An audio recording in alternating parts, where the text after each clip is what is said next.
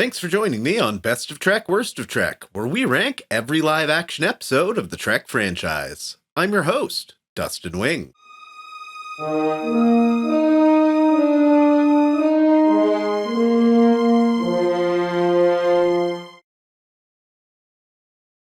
Trying to Survive at 395, Storm Shelter, or The Catwalk.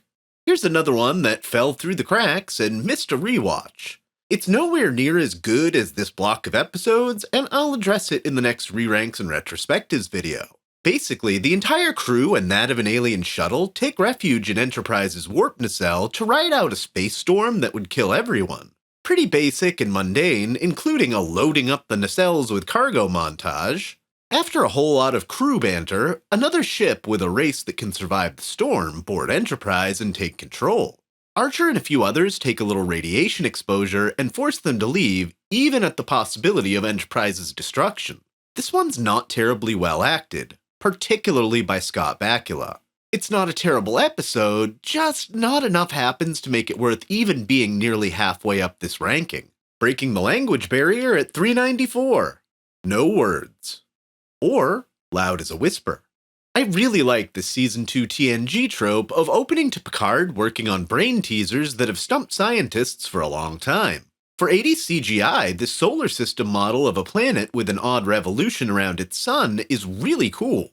The Enterprise is ordered to take a famed ambassador to a planet with two bloodthirsty warring factions. The ambassador is a mute telepath that has 3 other people speak for him. During the first negotiation meeting, one of the factions opens fire and kills Riva's chorus. The rest of the episode is filled with a throwaway romance between Riva and Troy, and Data learning a form of sign language to assist in negotiations. The overall message about binding warring people through language is a beautifully done Trek sentiment. Rising from the Dead at number 393, Klingon Jesus. Or Rightful Heir. When Worf doesn't show up for his shift or answer comms, Riker assumes he's up to some sort of Klingon death ritual again or something, and brings security to go check on him. Turns out Worf is having a crisis of faith. He saw an image of Kahless in the fire when he was a boy and longs for that again. Picard gives him leave, and we see the sacred planet of Boroth for the first time. Worf gets more than a vision when Flesh and Blood Kahless actually appears to him.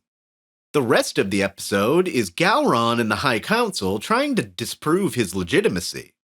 In the end, he's a clone of the original Kahless, and Worf convinces Gowron to let him be a figurehead as Emperor, who we'll mention but never see again.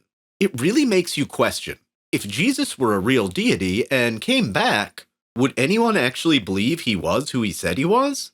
Waiting for mail at 392, Dear Kathy. Or Hunters. Starfleet sends a message back along the relay network used to let the Doctor play counterinsurgent with Andy Dick previously. What on any other Starfleet ship would just be Tuesday, most of the runtime is spent awaiting the retrieval and decoding of letters from the Alpha Quadrant.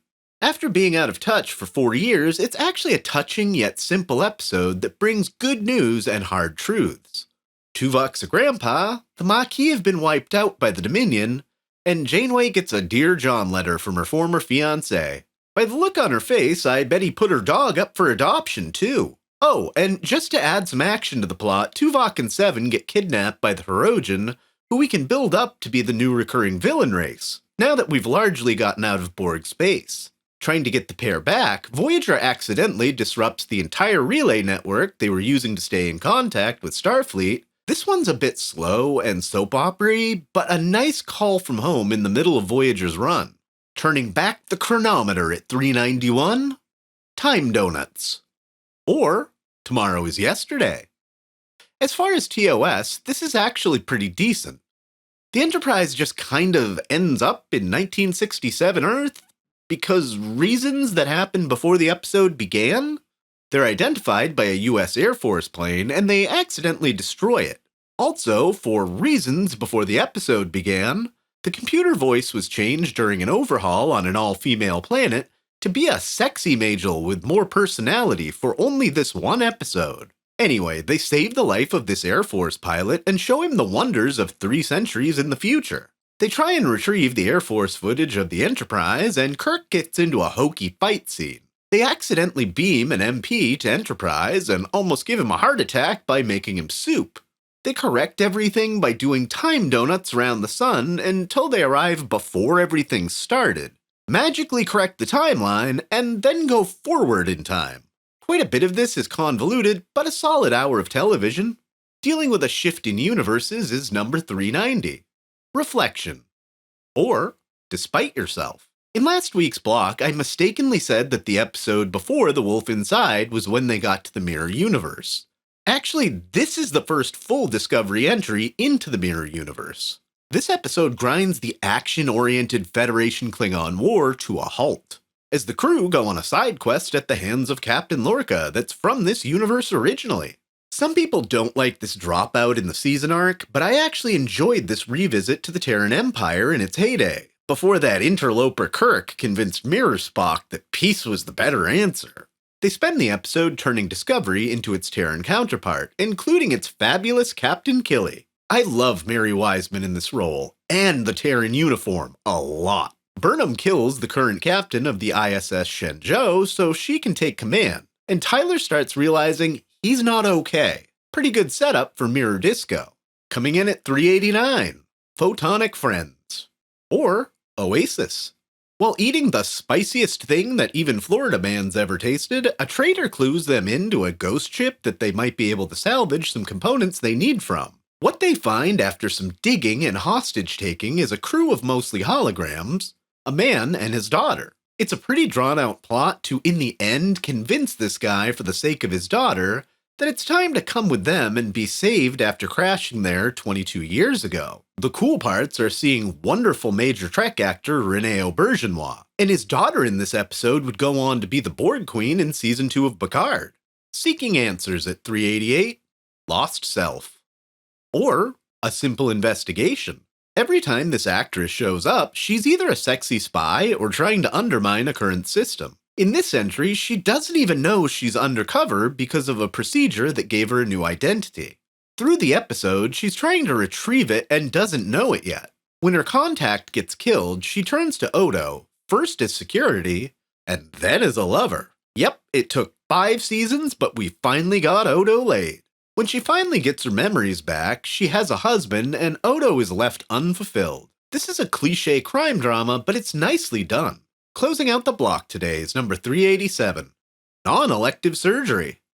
Or Invasive Procedures. An LA slimeball named Bryce Cummings shows up on the station during a space storm, with not Tuvok, while the senior staff and Quark are the only skeleton crew. He's here to steal Jadzia's symbiont. He forces Bashir to perform the transfer, but after it's done, the joining doesn't change him the way he expected, nor the way Sisko tries to convince his girlfriend that he'd change. The main cast finally takes back control and gets Dax back into Jadzia. There's some great acting in this muted episode with no regular extras, but it also feels very convenient through most of its plot points, with many scenes seemingly drawn out for runtime. Ah, computer. That program is available. Thanks, Major. Major. Thanks, Major.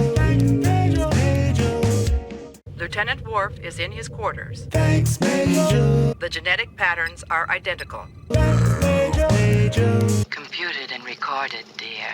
Thanks, Major. Computed. Thanks, Major. Record ship arrival, dear. Thanks, Major.